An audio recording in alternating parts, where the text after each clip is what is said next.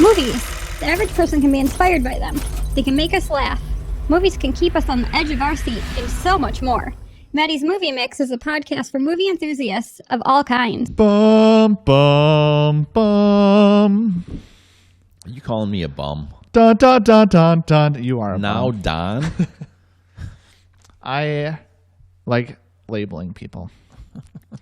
You're a lazy bum named Don. So judgmental. Let me take that back. To the future. Whoa! Boom, boom. $388 million. My gosh. Wait, there was something about 88. I thought you were just having a vision over there. Yeah, no. Just blurting things out. No, it was. It did $388 million. It's insane. This, when I was a kid, this was everywhere. Oh, I'm sure it was. I mean, this was like toothpaste. You squirt the toothpaste out, and it was like Back to the Future, it said. I swear. Little DeLoreans were just... Right. I mean, it was wild. Yeah. I can only imagine why. I forgot how much I enjoyed this film. Oh, yeah, it's fun. It's one that's like, I mean, I have in my collection, and I'm like, man, that's a good film. But then I never watch it. Oh, right. Yeah. And so I was like, I was like, obviously we're doing it for the review and watching again. I was like, man, why don't I watch this movie more? It is one of those movies that you can really go to not all the time, but often for sure. Yeah. And it's like you just don't really get sick of it. No. I mean, how can you? Oh, it's so good.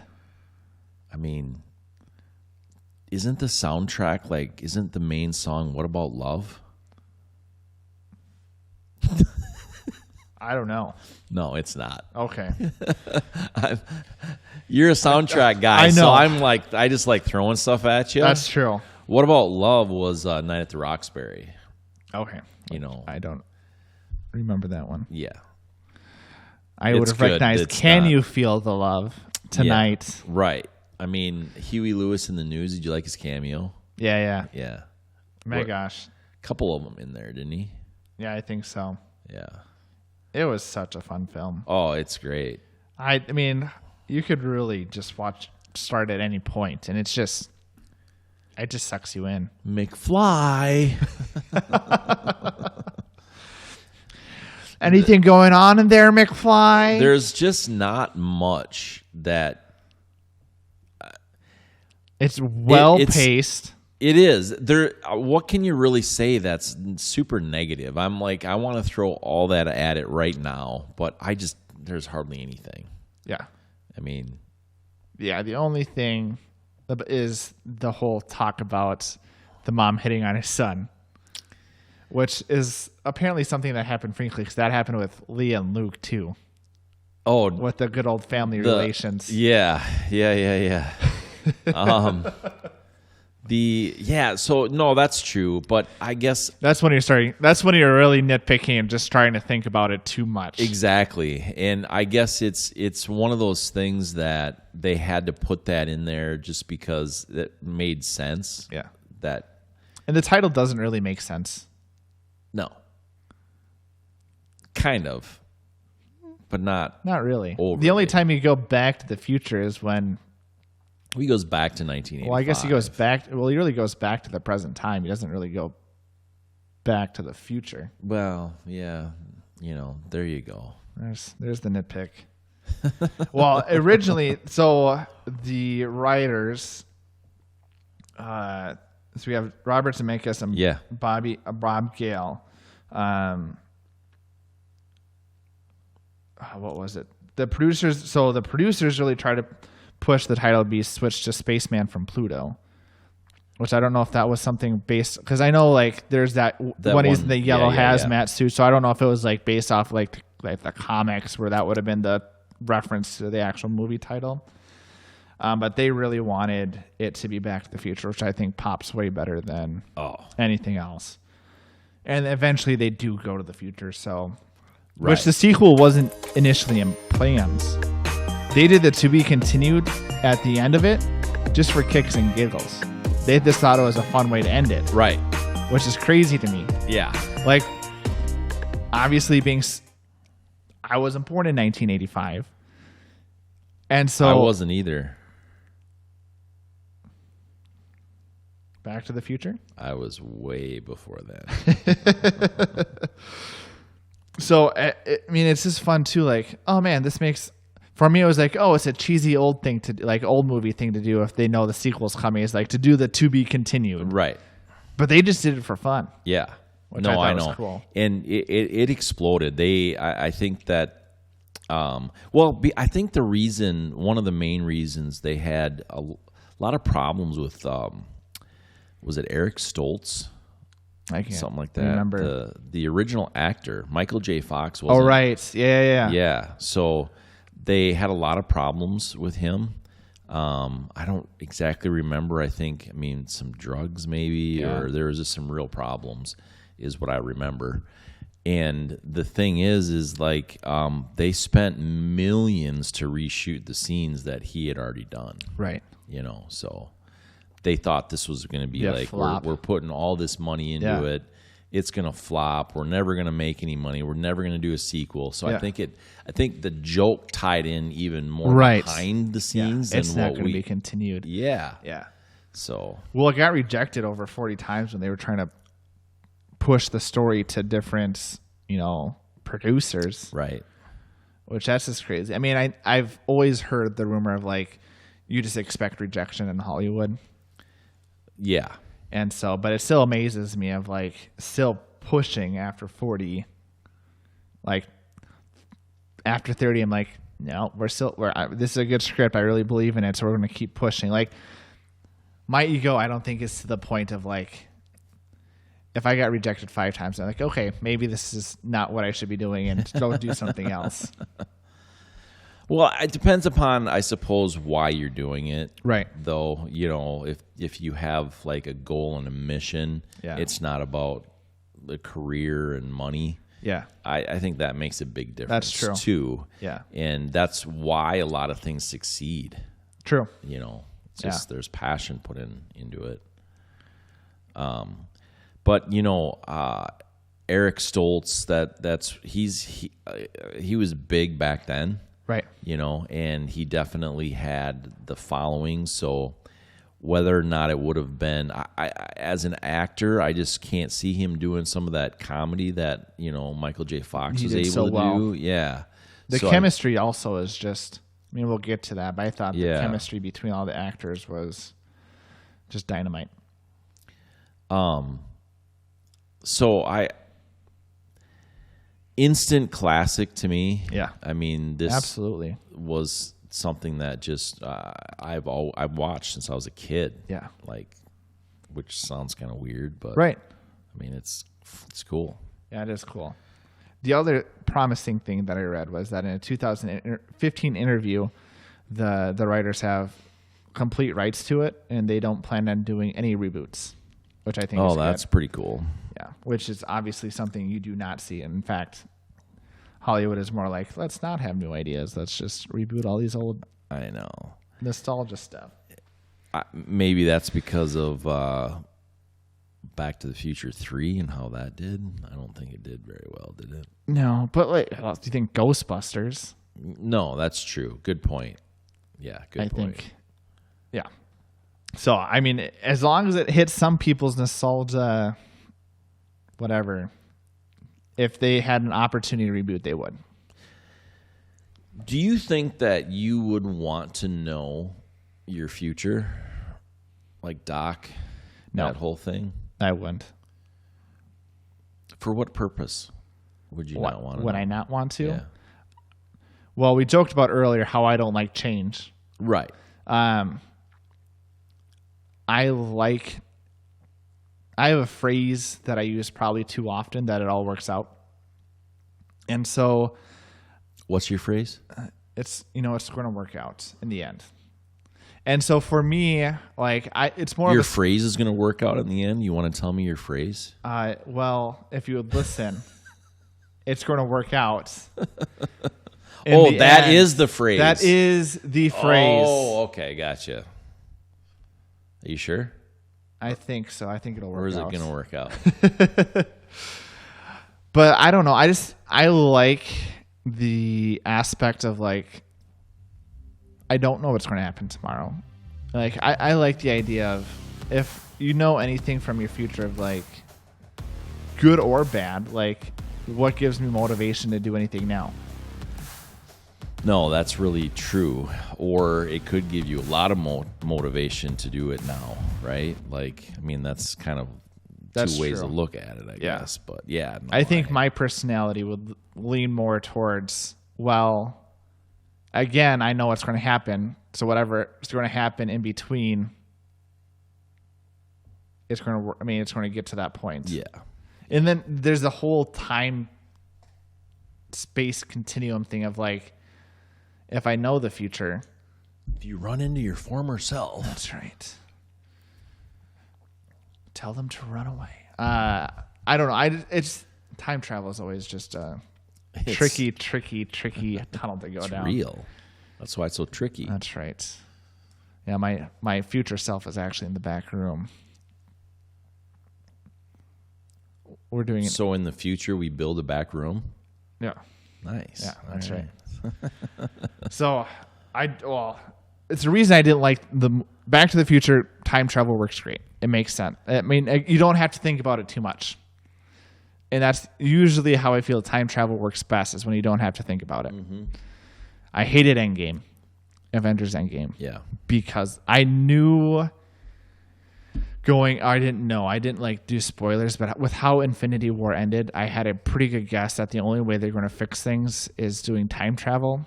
And opening time travel to anything, it just, for me, if it's a whole universe, everything that has led to that point doesn't really matter, because they could change it. Yeah. Back to the Future, again, so Doctor Who I like, because they're going through time, but that's the premise. We're going through these things. Things aren't going to change, but the story of how they do things within it makes it interesting. Yeah. Back to the Future, they went to the high school.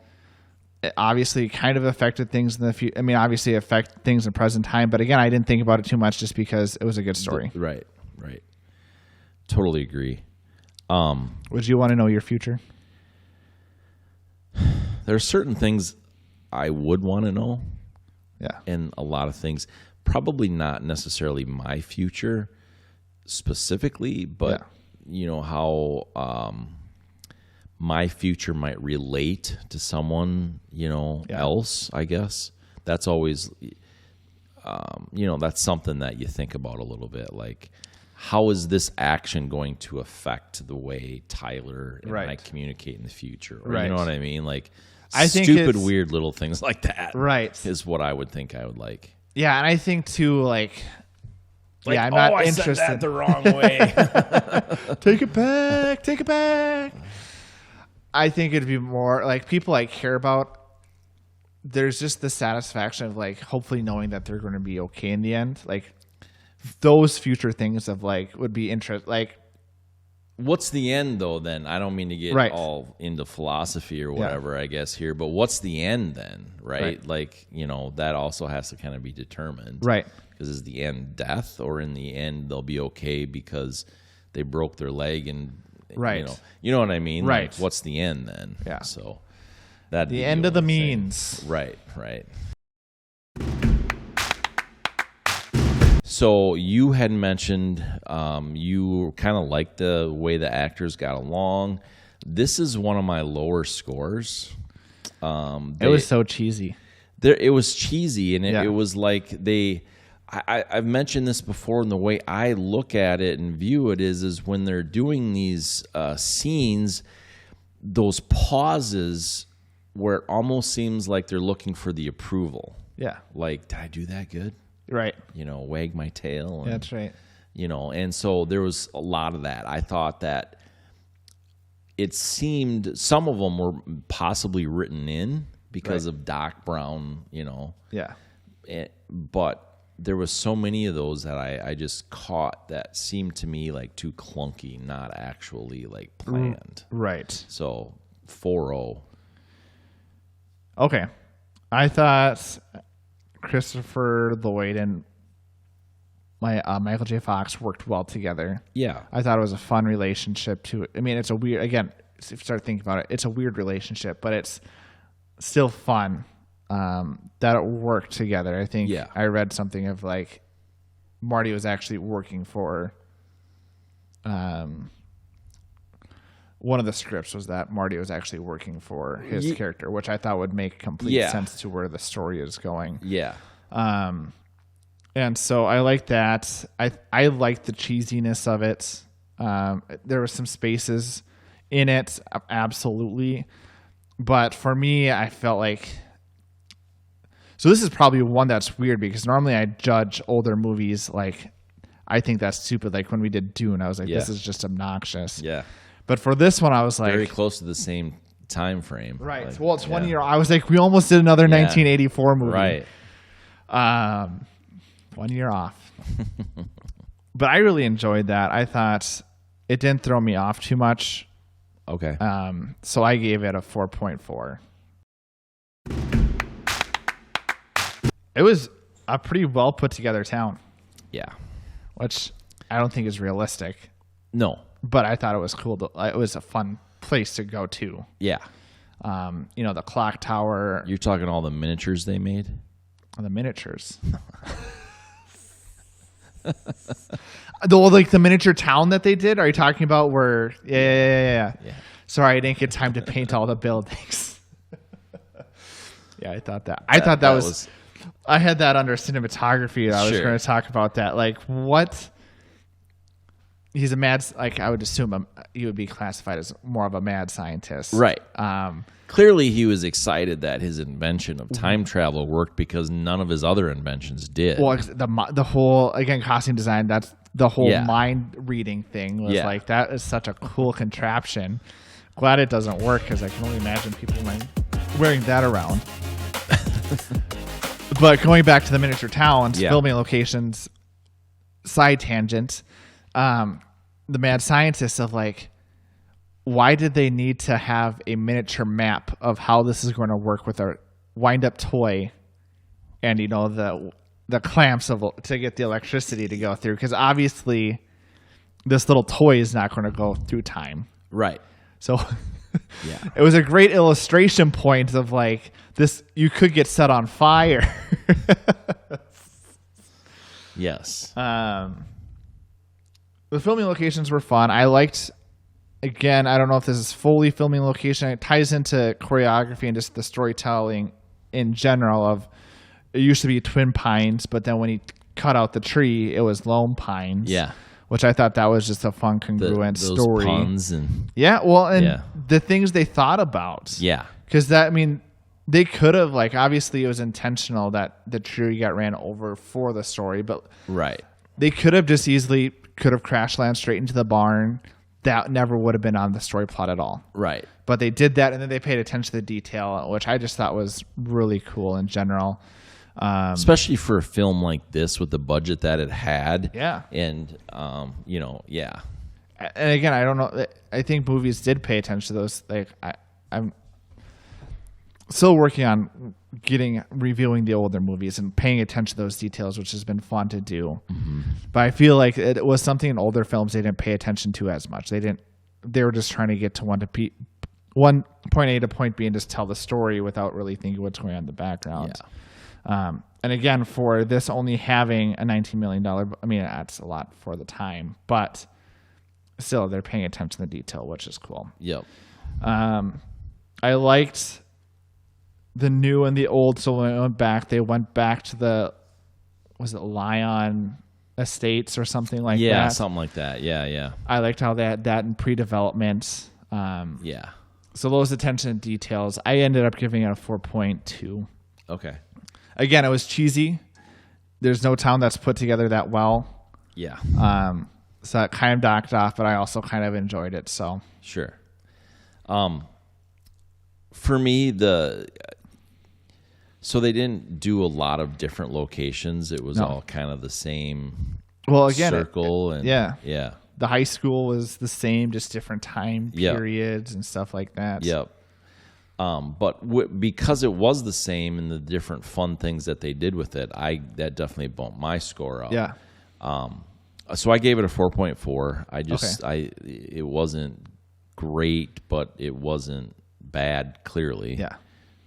So, yeah, 4.4. When they did some of the overpan shots, I was like, I can only imagine something like the Westerns where it's just like, it's a wooden frame holding up the front of it. So, like, I'm just imagining a wind getting blown by and all of a sudden the whole set just collapses. It's how I was mentally picturing. I'm not sure if that was actually the case, but maybe there was a little more sturdiness. But it definitely looked like something within that. I wish the clock tower also was something. I like the pillars, but I feel like they could have done more detailing on the sides, especially with how big of a deal the clock tower was. Right. Cinematography is always tough because that's a lot of pressure and things. But what I really enjoyed about the cinematography is they kind of went with the time period and stuff, and they kind of made it look like it was an older. Just with the colors and some of that, I felt anyway. I mean, I could be way wrong, but it sure seemed that way to me. Yeah. So 4.5 on that. Again, from I watch older movies, when I think of Lightspeed within the Star Wars franchise, you get that bright blue. Mm-hmm. Same exact color for when they went to the future with the DeLorean. It was like that same light blue color, and so I was like, this is kind of a funny trope for the time period of the light blue. And I also like the details to the wheels, like the tires burning. Yeah, I thought that was a nice touch that they didn't have to do. Yeah. I enjoy. Yeah, there was just so many different things. The whole miniature scale where they did that thing with a little model wasn't necessary, but they decided to do that anyway. So it was just fun. And I gave it a 4.5 as well. Wow. The cinematography. What'd you think of all those red dresses? I counted one, but I could be wrong. There was like 19 of them or something. There was not 19. No. You were a liar. No, I am just goofing around. I thought... Go ahead. I was going to talk about the hazard suit. Yeah. I thought that what they did here, they were able to add in that, 'cause the suit, as an example, you can add that in and nobody knows what it's supposed to be because you're from the future, right? And so you can add that in. And when did the hazmat suit get invented? That's a good question, actually. Yeah. I don't know. Right. I feel like that would be because you have plutonium. Like, I'm just thinking of like the whole atomic bomb situation. I would assume they have some sort of, but maybe they were just white and not this puffy yellow. Yeah, I don't know. It is interesting, isn't it? Yeah. But so they didn't screw up. They really wasn't much over the top. So 4.6. Okay. Yeah. What did you think of the band's bright blue suits? Yeah, that was cool. Yeah. I was like, I'm pretty sure Matt would appreciate right. Yeah. this. That was, to me, like, there was not a ton of like red dresses, but I was like, this really stands out and makes the whole scene fun. Yeah, definitely. And so I enjoyed going back to the hazmat suit. I liked that Marty was in the yellow, and why am I thinking it's not Doc Ock? Doc Brown. Doc Brown. How he had the white one with the yellow gloves. Yeah. And the attention to detail with the nuclear hazard on the gloves. Yeah. I liked the comment of like, well, why are you wearing a life jacket? Yeah. And so totally. I like that they made fun of it.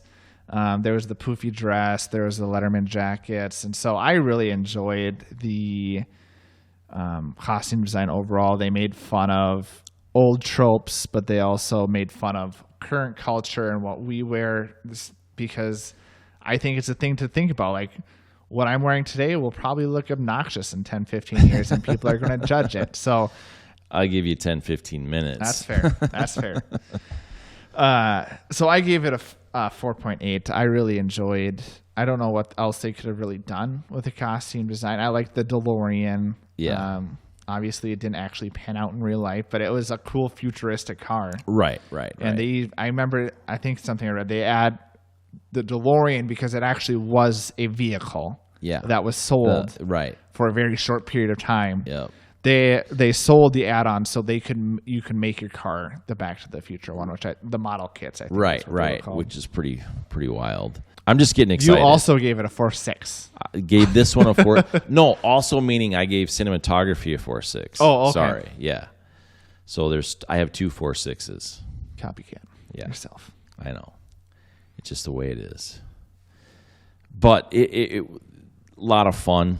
Yeah. But it wasn't something that was like over the top. No. But I think, because it was fun and realistic, that helps the score too, for sure. And there was the fun part of when the movie starts, Marty's parents being like super wrinkly and like decrepit. Yeah. Like they were these weird skeletons. Yeah. And then obviously he did change the present time or the future, where his like parents were so much more spry and Biff was like this old jock that was like in a jumpsuit, which I thought was funny. Yeah, that is funny. Again, things they didn't necessarily have to pay attention to, but they did. Right. Always a sign of a good film.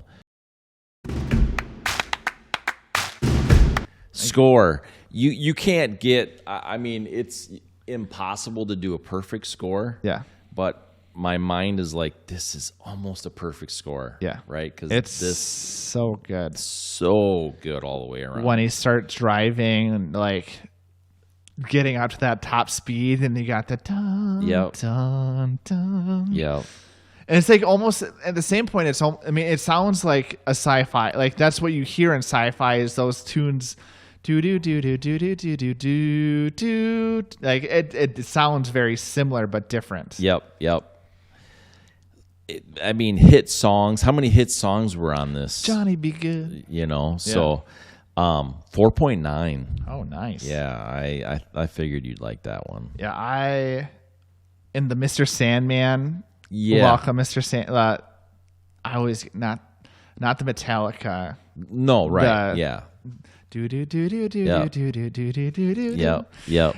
Oh my gosh, I was like, oh, I'm just smiling right now. I don't even care what's happening in the scene. I'm just loving this music because I really do like 60s and 70s music. Sure. Because to me, it's just like, at least the music that I listen to from that era, just like always so like just optimistic and like just pleasant songs to listen to. If you ever care about what I listen to when I make breakfast, I usually have a 60s or 70s playlist that I'm going on to because it's so upbeat and you're like, oh man, this is the life. Yeah. I gave it a 4.8. It was really good. I